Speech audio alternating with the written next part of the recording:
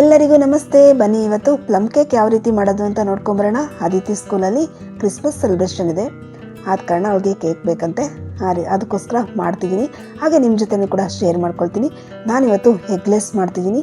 ಹಾಗೆ ಇದರಲ್ಲಿ ಬೇಜಾನ್ ಡ್ರೈ ಫ್ರೂಟ್ಸ್ ಹಾಕ್ಕೋಬೋದು, ಆದ ಕಾರಣ ಮಕ್ಕಳಿಗೂ ಕೂಡ ತಿನ್ನಲಿಕ್ಕೆ ಒಳ್ಳೆಯದು ಅಂತ ಈ ಕೇಕ್ನ ಮಾಡ್ತಿದ್ದೀನಿ. ಹೇಗೆ ಮಾಡ್ತೀನಿ, ಎಷ್ಟು ಈಸಿಯಾಗಿ ಮಾಡ್ತೀನಿ ಅಂತ ನೋಡ್ಕೊಂಬರೋಣ. ನಾನಿಲ್ಲಿ ಒಂದು ಬೌಲ್ಗೆ ಆರೆಂಜ್ ಜ್ಯೂಸ್ ತೊಗೊಂಡಿದ್ದೀನಿ. ನಿಮಗೆ ಯಾವುದು ಅವೈಲೇಬಲ್ ಇದ್ದರೆ ಅದು ತೊಗೊಳ್ಳಿ. ನಾನು ಕೂಡ ಮಾಮೂಲಿ ಆರೆಂಜ್ ಜ್ಯೂಸ್ ಬರುತ್ತಲ್ಲ ಅದನ್ನೇ ತೊಗೊಂಡಿದ್ದೀನಿ. ಹಾಗೆ ನಾನಿಲ್ಲಿ ಡ್ರೈ ಫ್ರೂಟ್ಸ್ ಮನೆಯಲ್ಲಿ ಏನೇನಿದೆಯೋ ಅದನ್ನೆಲ್ಲ ಹಾಕ್ಕೊಂಡಿದ್ದೀನಿ. ಸಾಕು, ಇದೇ ಬೇಕು ಅದೇ ಬೇಕು ಅಂತಿದ್ದಿಲ್ಲ, ಮನೆಯಲ್ಲಿ ಯಾವುದಿದ್ರೆ ಅದು ಹಾಕ್ಕೋಬೋದು. ನಮ್ಮ ಮನೆಯಲ್ಲಿ ಗೋಡಂಬಿ ಇತ್ತು, ಹಾಗೆ ಖರ್ಜೂರ ಇತ್ತು, ಸ್ವಲ್ಪ ಸೀಡ್ಸ್ ಇತ್ತು, ಅಂದರೆ ಪಂಪ್ಕಿನ್ ಸೀಡ್ಸು, ಹಾಗೆ ವಾಟರ್ ಮೆಲನ್ ಸೀಡ್ಸು, ಮತ್ತು ಒಣದ್ರಾಕ್ಷಿ, ಗೋಡಂಬಿ, ಹಾಗೆ ಸ್ವಲ್ಪ ಚರಿ ಇತ್ತು, ಅದನ್ನು ಕೂಡ ಇಟ್ಕೊಂಡಿದ್ದೀನಿ. ನಾನಿಲ್ಲಿ ತರಿಸಿರೋದು ಅಂದರೆ ಟೂಟಿ ಫ್ರೂಟಿ ಮಾತ್ರ, ಅದನ್ನು ಕೂಡ ಮನೆಯಲ್ಲೇ ಮಾಡ್ಕೊಳ್ತೀನಿ. ಆದರೆ ಈ ಸರ್ತಿ ಖಾಲಿ ಆಗೋಯಿತು, ನೆಕ್ಸ್ಟ್ ಟೈಮ್ ಮಾಡಬೇಕಾದ್ರೆ ತೋರಿಸ್ತೀನಿ.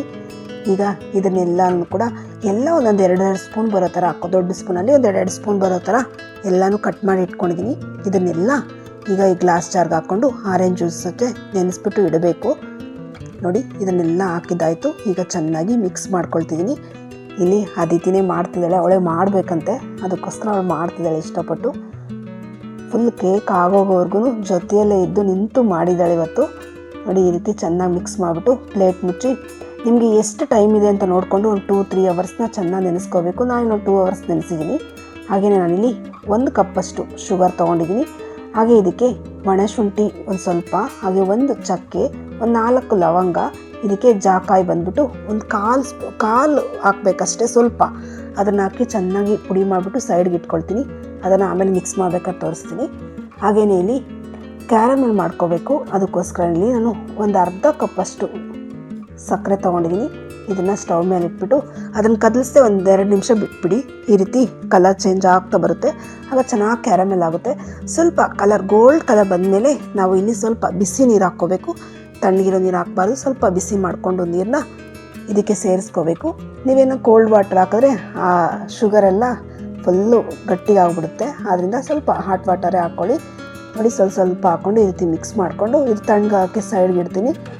ಈಗ ಸ್ವಲ್ಪ ತಣ್ಣಗೆ ಆಗಿದೆ, ಅಂದರೆ ಫುಲ್ಲೇನು ತಣ್ಣಗಾಗೋದು ಬೇಡ. ಅಷ್ಟರೊಳಗಡೆ ನಂದು 1 ಅವರ್ 2 ಅವರ್ ಆಗ್ತಾ ಬಂದಿತ್ತು. ಹಾಗೆಯೇ ಅದನ್ನು ಸಿರಪ್ನು ಕೂಡ ಈ ಡ್ರೈ ಫ್ರೂಟ್ಸ್ಗೆ ಸೇರಿಸ್ಬಿಟ್ಟು ಇಡ್ತೀನಿ. ಇದ್ರ ಜೊತೆ ಚೆನ್ನಾಗಿ ನೆನ್ಕೊಂಡ್ರೆ ಇನ್ನೂ ಚೆನ್ನಾಗಿರುತ್ತೆ ಅಷ್ಟೇ. ನೋಡಿ, ಈಗ ಸಿರಪ್ ಎಲ್ಲ ಹಾಕ್ಬಿಟ್ಟು ಮತ್ತೆ ಒಂದು ಸರ್ತಿ ಮಿಕ್ಸ್ ಮಾಡಿಬಿಟ್ಟು ಇನ್ನೊಂದು ಅವರ್ ಇಡ್ತೀನಿ. ಒಂದು 3 ಅವರ್ಸು ಇಟ್ಟರೆ ಒಳ್ಳೆಯದು, ಚೆನ್ನಾಗಿ ನೆನಿಬೇಕು ಫ್ರೂಟ್ಸ್ ಎಲ್ಲ. ನಾನೀಗ ಇದಕ್ಕೆ ಮೈದಾ ಹಿಟ್ಟು ಬೇಕಲ್ಲ, ಮೈದಾ ಹಿಟ್ಟು ಬದಲು ಗೋಧಿ ಹಿಟ್ಟು ಕೂಡ ತೊಗೋಬೋದು. ನಾನಿಲ್ಲಿ ಮೈದಾ ಹಿಟ್ಟು ತೊಗೊಂಡಿದ್ದೀನಿ ಅಷ್ಟೇ. ನಾನು ಒಂದು 300 ಗ್ರಾಮ್ ಅಷ್ಟು ಮೈದಾ ಹಿಟ್ಟು ತೊಗೊಂಡಿದ್ದೀನಿ. ಅಂದರೆ ಮನೆಗೊಂದು ಅವಳಿಗೆ ಅದಿತಿಗೊಂದು ಕೊಡಲಿಕ್ಕೋಸ್ಕರ ಒಂದು ಕೇಕ್ ಮಾಡೋಣ ಅಂತ, ಅದಕ್ಕೋಸ್ಕರ ಒಂದು 300 ಗ್ರಾಮ್ ತೊಗೊಂಡಿದ್ದೀನಿ. ಹಾಗೆ 1 ಸ್ಪೂನ್ ಬಂದುಬಿಟ್ಟು ಬೇಕಿಂಗ್ ಪೌಡರ್, ಒಂದು ಅರ್ಧ ಸ್ಪೂನ್ ಬಂದುಬಿಟ್ಟು ಬೇಕಿಂಗ್ ಸೋಡಾ ಹಾಕ್ಕೋಬೇಕು. ನಾನಿಲ್ಲಿ ಫ್ಲೇವರ್ಗೋಸ್ಕರ 2 ಸ್ಪೂನಷ್ಟು ಕೋಕೋ ಪೌಡ್ರ್ ತೊಗೊಂಡಿದ್ದೀನಿ. ನೋಡಿ, 2 ಸ್ಪೂನ್ ಕೋಕೋ ಪೌಡ್ರ್ ತೊಗೊಂಡು ಇದನ್ನು ಕೂಡ ಎಲ್ಲ ಚೆನ್ನಾಗಿ ಫಿಲ್ಟ್ರ್ ಮಾಡ್ಕೋಬೇಕು. ಮೈದಾ ಹಿಟ್ಟು ಇವನ್ನೆಲ್ಲ ಫಿಲ್ಟ್ರ್ ಮಾಡ್ಕೊಂಡು ಏನು ಒಂಥರ ಗಂಟೆಲ್ಲ ಏನು ಇರಬಾರ್ದು, ಅದಕ್ಕೋಸ್ಕರ ಇದನ್ನೆಲ್ಲ ಚೆನ್ನಾಗಿ ಫಿಲ್ಟ್ರ್ ಮಾಡಿಕೊಂಡು ಒಂದು ಸರ್ತಿ ಚೆನ್ನಾಗಿ ಮಿಕ್ಸ್ ಮಾಡಿಕೊಂಡು ಇದನ್ನು ಸೈಡ್ಗೆ ಇಡೋಣ.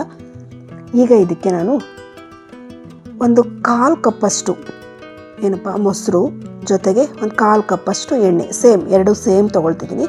ನನಗೆ ದೊಡ್ಡ ಕಪ್ಪಷ್ಟು ಮೈದಾ ಹಿಟ್ಟು ತೊಗೊಂಡಿದ್ದೀನಲ್ಲ, ಅದರಲ್ಲಿ ಅದಕ್ಕಿಂತ ಒಂದು ಸ್ವಲ್ಪ ಚಿಕ್ಕ ಕಪ್ಪಲ್ಲಿ ಸಕ್ಕರೆ, ಅಂದರೆ ಅರ್ಧ ಕಪ್ಪಷ್ಟು ಸಕ್ಕರೆ ತೊಗೊಬೇಕು.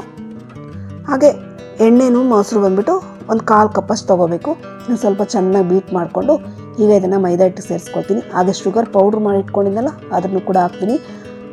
ನೋಡಿ, ಇದನ್ನೆಲ್ಲ ಚೆನ್ನಾಗಿ ಒಂದು ಸರ್ತಿ ಮಿಕ್ಸ್ ಮಾಡಬೇಕು. ಆ್ಯಕ್ಚುಲಿ ನನ್ನ ಬೌಲು ತುಂಬ ಚಿಕ್ಕದಾಗೋಯಿತು, ಆದ ಕಾರಣ ಬೇರೆದಕ್ಕೆ ಚೇಂಜ್ ಮಾಡ್ಕೊಳ್ತೀನಿ. ಈಗೆಲ್ಲ ತೋರಿಸೋಣ ಅಂತದಕ್ಕೋಸ್ಕರ ಹಾಕ್ಕೊಳ್ತೀನಿ ಅಷ್ಟೇ.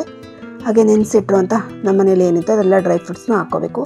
ಡ್ರೈ ಫ್ರೂಟ್ಸು ನಿಮ್ಮ ಇಷ್ಟ, ಏನಿದ್ರೂ ಹಾಕ್ಕೋಬೋದು. ಹಾಗೆ ಲೆಸ್ ಕೂಡ ಮಾಡ್ಕೋಬೋದು, ಏನಿದ್ರೆ ಅದೇ ಸಾಕು, ಚೆನ್ನಾಗಿರುತ್ತೆ ಟೇಸ್ಟ್, ಏನು ಚೇಂಜ್ ಆಗೋಲ್ಲ.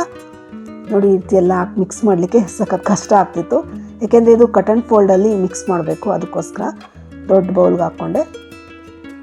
ಆ್ಯಕ್ಚುಲಿ ಅದು ಶುಗರ್ ಸಿರಪ್ ಮಾಡಿದ್ನಲ್ಲ ಅದಕ್ಕೆ ಹಾಕ್ಕೊಂಡೆ ಮಿಕ್ಸ್ ಮಾಡ್ಕೊಳ್ತಿದ್ದೀನಿ ನಾನು, ಬಾಣಲಿ ಇತ್ತಲ್ಲ ಅಂತ. ನೋಡಿ, ಈ ರೀತಿ ಕಟ್ ಆ್ಯಂಡ್ ಫೋಲ್ಡ್ ಮೆಥಡಲ್ಲಿ ಈ ಕೇಕ್ನ ಚೆನ್ನಾಗಿ ಮಿಕ್ಸ್ ಮಾಡಬೇಕು.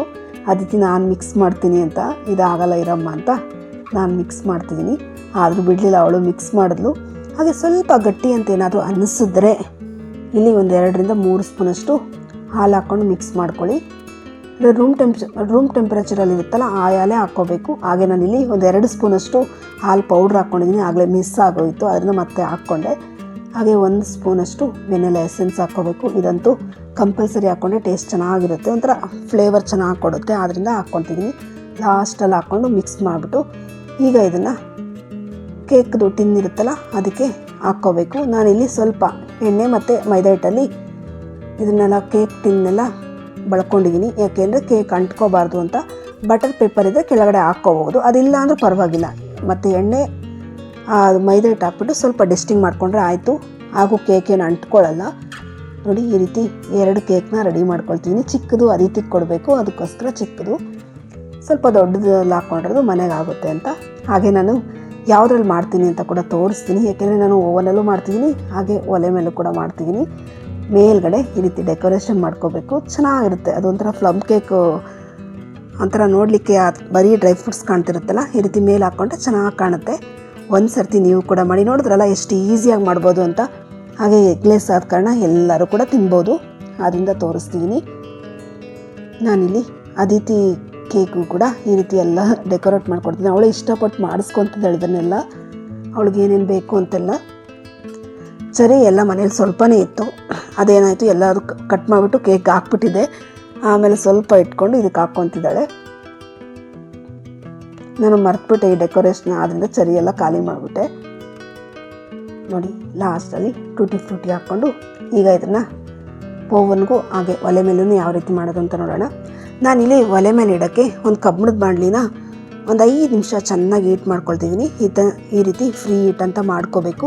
ಆಗ ಓವನ್ಗೆ ಇಡೋದಕ್ಕಾಗಲಿ ಅಥವಾ ಒಲೆ ಮೇಲೆ ಇಡೋಕ್ಕಾಗಲಿ ಒಂದು 5 ನಿಮಿಷ ಈ ರೀತಿ ಚೆನ್ನಾಗಿ ಬಿಸಿ ಮಾಡ್ಕೋಬೇಕು. ನಾನು ಸ್ವಲ್ಪ ಹೈ ಫ್ಲೇಮ್ ಇಟ್ಕೊಂಡು ಒಂದು 5 ನಿಮಿಷ ಬಿಸಿ ಮಾಡಿಕೊಂಡು ಈಗ ಈ ಕೇಕ್ನ ಒಂದು ಸ್ಟ್ಯಾಂಡ್ ಇಟ್ಬಿಟ್ಟು ಅದ್ರ ಇಡ್ತೀನಿ. ನಾನು ಯಾವುದೇ ರೀತಿ ಮರಳು ಉಪ್ಪು ಏನೂ ಹಾಕಿಲ್ಲ, ಹಂಗೆ ಇಡ್ಬೋದು, ಚೆನ್ನಾಗಿ ಬೇಯುತ್ತೆ. ತೋರಿಸ್ತೀನಿ ನಿಮಗೆ ಆ ಬಾಣಲಿ ಮುಚ್ಚೋ ಅಂಥದ್ದಕ್ಕೊಂದು ಕ್ಯಾಪ್ ಹಾಕ್ಬಿಟ್ಟು ಮುಚ್ಚಬೇಕು. ಅದೇ ರೀತಿ ಓವನಲ್ಲಿ ಒಂದು 5 ನಿಮಿಷ ಫ್ರೀ ಹೀಟ್ ಮಾಡಿದ್ದಾದಮೇಲೆ ನಾನಿಲ್ಲಿ ನಮ್ಮ ಓವನಲ್ಲಿ ಬಂದು ಕೇಕ್ಗೆ ಅಂತಲೇ ಒಂದು ಇದಿದೆ, ಆ ಬಟನ್ ಪ್ರೆಸ್ ಮಾಡೋದು ಸಾಕು. ನಾವೇನು ಯಾವುದೇ ರೀತಿ ಟೆಂಪ್ರೇಚರ್ ಎಲ್ಲ ಏನಿಟ್ಟಿಲ್ಲ, ಅದೇ ಕರೆಕ್ಟಾಗಿ ಆಗುತ್ತೆ. 50 ಮಿನಿಟ್ಸ್ ತಗೊಳುತ್ತೆ. 50 ಮಿನಿಟ್ಸಲ್ಲಿ ಕೇಕ್ ರೆಡಿಯಾಗಿರುತ್ತೆ. ನಿಮಗೆ ತೋರಿಸ್ತೀನಿ ಫುಲ್ ಎಲ್ಲ ಆದಮೇಲೆ. ನೋಡಿ ಈಗ 50 ಮಿನಿಟ್ಸ್ ಕರೆಕ್ಟಾಗಿ ಆಯ್ತಲ್ಲ, ಈಗ ಅದನ್ನು ತೆಗೆದು ತೋರಿಸ್ತೀನಿ. ನಾನು ಯಾವುದೇ ರೀತಿ ತೆಗೆದು ಚಕ್ಕು ಏನು ಮಾಡಿಲ್ಲ, 50 ಮಿನಿಟ್ಸ್ವರೆಗೂ ಹಂಗೆ ಬಿಟ್ಟಿದ್ದೆ. ನೋಡಿ ಎಷ್ಟು ಚೆನ್ನಾಗಾಗಿದೆ ಅಂತ. ಆದರೆ ಮೇಲ್ಗಡೆ ದ್ರಾಕ್ಷಿ ಇತ್ತಲ್ಲ ಅದೆಲ್ಲ ಸ್ವಲ್ಪ ಕಲರ್ ಚೇಂಜ್ ಆಗೋಗಿದೆ, ಆದರೆ ತಿನ್ಲಿಕ್ಕೆ ಮಾತ್ರ ಸಖತ್ತಾಗಿತ್ತು. ನೋಡ್ತಿದ್ರಲ್ಲ, ಈ ರೀತಿ ಒಂದು ಸರ್ತಿ ಚಾಕುನ ಒಳಗಡೆ ಇಟ್ಬಿಟ್ಟು ನೋಡಿದ್ರೆ ಗೊತ್ತಾಗುತ್ತೆ ನಿಮಗೆ. ಒಳಗಡೆ ಏನಾದರೂ ಬೆಂದಿಲ್ಲ ಅನಿಸಿದ್ರೆ ಬೇಕು ಒಂದು 5 ನಿಮಿಷ ಇಟ್ಕೋಬೋದು. ತುಂಬ ದಪ್ಪ ಇತ್ತು ಅಂದರೆ ಕೇಕು ಸ್ವಲ್ಪ ಬೇಯಲಿಕ್ಕೆ ಟೈಮ್ ತೊಗೊಳುತ್ತೆ ಇದು. ನೋಡಿ ಇದು ಸ್ವಲ್ಪ ತೆಳುವಾಗೇ ಇತ್ತಲ್ಲ, ಆದ ಕಾರಣ ಬೇಗನೆ ಬೆಂದ್ಬಿಡ್ತು. ಹಾಗೆಯೇ ಇಲ್ಲಿ ಒಲೆ ಮೇಲೆ ಇಟ್ಟಿದ್ವಲ್ಲ ಈ ಕೇಕ್ ನೋಡಿ, ಇದನ್ನು ಕೂಡ ಆಲ್ಮೋಸ್ಟ್ ಅಲ್ಲಿ ಆಗಿದೆ. ಆದರೆ ನನಗೆ ಇನ್ನೊಂದು ಸರ್ತಿ ಚೆಕ್ ಮಾಡೋಣ ಅಂತ ನೋಡಿದೆ, ಯಾಕೆಂದರೆ ಎರಡೂ ಸೇಮ್ ಟೈಮಿಂಗ್ಸಲ್ಲಿ ಇಟ್ಟಿದ್ನಲ್ಲ, ಅದಕ್ಕೂ 50 ಮಿನಿಟ್ಸ್ ಆಗಿರುತ್ತೆ ಅಂತ ನೋಡಿದೆ. ಸ್ವಲ್ಪ ದಪ್ಪ ಇದ್ದ ಕಾರಣ ಇದು ಇನ್ನೂ ಒಂದು 5 ನಿಮಿಷ, ಒಂದು 7-8 ನಿಮಿಷನೇ ತೊಗೊಳ್ತು. ಅಂದರೆ ಫುಲ್ ಬೆಂದಿತ್ತು, ಸ್ವಲ್ಪ ತಗೊಳ್ತಿತ್ತು. ನಿಮ್ಗೆ ತೋರಿಸ್ತೀನಿ ನೋಡಿ, ಅಷ್ಟೇ ಸ್ವಲ್ಪ ಇಟ್ಟು ಥರ ಅನ್ನಿಸ್ತು. ಆದ ಕಾರಣ ಇನ್ನೊಂದು 5 ನಿಮಿಷ ಇಟ್ಕೊಂಡು ಬೇಯಿಸ್ಕೊಂಡೆ ನಾನು. ಆಮೇಲೆ ನೋಡಿ ಈ ರೀತಿ. ಹಾಗೆ ಕೇಕ್ ತೆಗೆದಾದ್ಮೇಲೆ ಈ ತಣ್ಣಗಾಗೋವರೆಗೂ ಒಂದು ಪ್ಲೇಟ್ ಮುಚ್ಚಿಟ್ರೆ ಒಳ್ಳೆಯದು, ಯಾಕೆಂದರೆ ಮೇಲ್ಗಡೆ ಎಲ್ಲ ಗಟ್ಟಿ ಆಗೋಗ್ಬಿಡುತ್ತಿಲ್ಲ. ಅಂದರೆ ಒಂದು ಪ್ಲೇಟ್ ಮುಚ್ಚಿಟ್ಬಿಟ್ಟು 1 ಅವರ್ ಅಥವಾ 2 ಅವರ್ ಸೈಡ್ಗೆ ಇಡಬೇಕು. ಚೆನ್ನಾಗಿ ಕೂಲ್ ಆದರೆ ಚೆನ್ನಾಗಿರುತ್ತೆ ಕೇಕು. ಇಲ್ಲಿ ಅದಿತಿ ಆ ಕೇಕ್ ಟಿನ್ ತೆಗಿಬೇಕಾದ್ರೆ ಕೈ ಇಟ್ಬಿಟ್ಲು ನೋಡಿ ಅವಳು ಚೇಷ್ಟೆ. ಆದರೆ ಎಲ್ಲ ಫುಲ್ ಕೇಕ್ ಆಗೋವರೆಗೂ ಫುಲ್ ಎಂಜಾಯ್ ಮಾಡಿದ್ಲು. ಕೇಕ್ ಮಾತ್ರ ಮಸ್ತ್ ಬಂದಿತ್ತು. ನನಗೆ ಫುಲ್ ಆ ಮೇಲ್ಗಡೆ ಗಟ್ಟಿಗಿರುತ್ತಲ್ಲ, ಅದು ತಿನ್ನಕ್ಕಂತೂ ಸಖತ್ ಇಷ್ಟ ಆಗುತ್ತೆ. ನೋಡಿ ಈ ರೀತಿ ಎಷ್ಟು ಚೆನ್ನಾಗಿದೆ ಅಂತ. ಅದನ್ನು ಕೂಡ ಅವಳೇ ಮೋಲ್ಡಿಂದ ತೆಗಿಬೇಕಂತೆ, ಅದನ್ನು ಹೇಳ್ತಿದ್ದಾಳೆ ಇಲ್ಲಿ. ಈ ರೀತಿ ಮಕ್ಕಳು ಸೇರಿಸ್ಕೊಂಡು ಮಾಡಿದ್ರೆ ಒಳ್ಳೆ ಮಜಾ ಬರುತ್ತೆ. ಅವ್ರದ್ದು ಆಡ್ತಾರೋ ತರಲೆಗಳೆಲ್ಲ ಚೆನ್ನಾಗಿರುತ್ತೆ. ನೋಡಿ ಈ ರೀತಿ ಬಟರ್ ಪೇಪರ್ ಹಾಕಿದ್ರೆ ಎಲ್ಲೋ ಅಂಟ್ಕೊಳ್ದಂಗೆ ನೀಟಾಗಿ ಬರುತ್ತೆ. ಆದ್ದರಿಂದ ಬಟರ್ ಪೇಪರ್ ಹಾಕೋದಷ್ಟೇ. ಆವಾಗ ಸ್ವಲ್ಪ ಚಾಕುನೆಲ್ಲ ಹಾಕ್ಬಿಟ್ಟು ತೆಗಿಬೇಕಾಗುತ್ತೆ, ಇನ್ನೇನಿಲ್ಲ. ನೋಡ್ತಿದ್ದೀರಲ್ಲ ಕೇಕ್ ನೋಡಿ ಎಷ್ಟು ಸ್ಮೂತಾಗಿ ಬಂದಿದೆ, ಹಾಗೆ ಟೇಸ್ಟು ಕೂಡ ಮಸ್ತ್ ಬಂದಿತ್ತು. ನಿಮಗೆ ಒಂದು ಕಟ್ ಮಾಡಿ ತೋರಿಸ್ತೀನಿ. ಈಗ ಬಿಸಿ ಬಿಸಿ ಇದೆಯಲ್ಲ, ಸ್ವಲ್ಪ ಮೇಲ್ಗಡೆ ಎಲ್ಲ ಗಟ್ಟಿಗಿದೆ. ಆದರೆ ಒಂದು 2 ಅವರ್ ಆದಮೇಲೆ ಅದನ್ನು ಕೂಡ ಸಾಫ್ಟ್ ಆಗುತ್ತೆ. ಟೇಸ್ಟ್ ಮಾತ್ರ ಸಾಕಾಗಿ ಬಂದಿತ್ತು. ನಂಗೆ ಆ ಮೇಲ್ಗಡೆ ಡ್ರೈ ಫ್ರೂಟ್ಸ್ ಎಲ್ಲ ರೋಸ್ಟ್ ಆಗಿತ್ತಲ್ಲ, ತಿನ್ಲಿಕ್ಕಂತೂ ಸಾಕಾಗಿತ್ತು.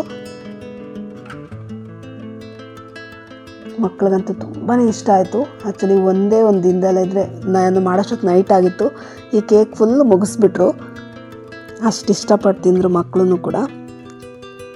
ಇಲ್ಲಿ ಮೈದಾ ಹಿಟ್ಟು ಬದಲು ಗೋಧಿ ಹಿಟ್ಟು ಹಾಕ್ಕೊಂಡ್ರೆ ಇನ್ನೂ ಒಳ್ಳೆಯದು. ಆದರೆ ಮಕ್ಕಳು ಗೋಧಿ ಹಿಟ್ಟು ಅಷ್ಟೊಂದು ಇಷ್ಟಪಡಲ್ಲ ಅಂಥೇಳಿ ನಾನು ಮೈದಾ ಹಿಟ್ಟು ಹಾಕಿದ್ದೀನಿ.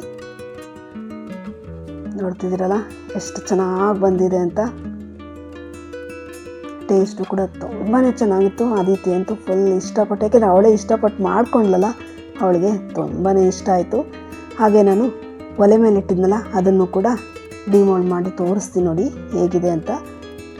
ಅದನ್ನು ಕೂಡ ಏನು ಅಂಟ್ಕೊಂಡಿರಲಿಲ್ಲ. ನಾನು ಹೆಂಗನಾಗಲಿ ಅಂತ ಒಂದು ಸರ್ತಿ ಚಾಕುನಲ್ಲಿ ಸುತ್ತು ರೌಂಡ್ ಮಾಡಿದೆ, ಆದರೆ ಏನು ಮಾಡೋದೇನು ಬೇಕಿಲ್ಲ, ನೀಟಾಗಿ ಬಂತು. ಕೆಲವೊಂದು ಸರ್ತಿ ಅಂಟ್ಕೊಂಡ್ಬಿಡುತ್ತೆ, ಆದರೆ ಇದು ಮಿಕ್ಸ್ ಎಲ್ಲ ಚೆನ್ನಾಗಿ ಆಗಿತ್ತು. ಆದ ಕಾರಣ ಎಲ್ಲೂ ಅಂಟ್ಕೊಂಡೆಲ್ಲ ಏನು ಬರಲಿಲ್ಲ. ನೋಡಿ ಎಷ್ಟು ನೀಟಾಗಿ ಬಂದುಬಿಡ್ತು ಅಂತ. ಹಾಗೆ ಇದನ್ನು ಕೂಡ ಬಟರ್ ಪೇಪರ್ನ ತೆಗೆದುಬಿಡ್ತೀನಿ. ನೋಡ್ತಿದ್ದೀರಲ್ಲ ಎಷ್ಟು ಚೆನ್ನಾಗಿ ಕಾಣ್ತಿದೆ ಅಂತ. ಅದು ಕೋಕೋ ಪೌಡ್ರ್ ಹಾಕಿರೋದ್ರಿಂದ ಕಲರ್ ಕೂಡ ಈ ರೀತಿ ಚೆನ್ನಾಗಿ ಕಾಣ್ತಿತ್ತು. ಫ್ಲೇವರ್ ಕೂಡ ತುಂಬ ಚೆನ್ನಾಗಿ ಬಂದಿತ್ತು. ನನಗಂತೂ ಈ ಸರ್ತಿ ಡ್ರೈ ಫ್ರೂಟ್ ಕೇಕ್ ಅಂತೂ ತುಂಬಾ ಇಷ್ಟ ಆಯಿತು. ಕ್ರಿಸ್ಮಸ್ ಕೇಕ್ ಅನ್ಬೋದು, ಡ್ರೈ ಫ್ರೂಟ್ಸ್ ಕೇಕ್ ಅನ್ಬೋದು, ಹಾಗೆ ಪ್ಲಮ್ ಕೇಕ್ ಕೂಡ ಅನ್ಬೋದು. ಈ ಕ್ರಿಸ್ಮಸ್ಗೆ ನಮ್ಮ ಕೇಕ್ ಈ ರೀತಿ ರೆಡಿ ಆಯಿತು. ನಿಮಗೆ ಅದನ್ನು ಕಟ್ ಮಾಡಿಬಿಟ್ಟು ತೋರಿಸ್ತೀನಿ ಯಾವ ರೀತಿ ಇರುತ್ತೆ ಅಂತ. ನೋಡ್ತಿದ್ದೀರಲ್ಲ ಎಷ್ಟು ಸಾಫ್ಟಾಗಿ ಬಂದಿದೆ ಅಂತ. ಈ ವಿಡಿಯೋ ಏನಾದರೂ ನಿಮ್ಗೆ ಇಷ್ಟ ಆದರೆ ದಯವಿಟ್ಟು ಚಾನಲ್ನ ಸಬ್ಸ್ಕ್ರೈಬ್ ಮಾಡ್ಕೊಳ್ಳಿ. ಲೈಕ್, ಶೇರ್, ಕಮೆಂಟ್ ಮಾಡೋದನ್ನು ದಯವಿಟ್ಟು ಮರಿಬೇಡಿ. ನನ್ನ ವಿಡಿಯೋ ನೋಡೋದಕ್ಕಾಗಿ ನಿಮ್ಮೆಲ್ಲರಿಗೂ ಕೂಡ ಧನ್ಯವಾದಗಳು.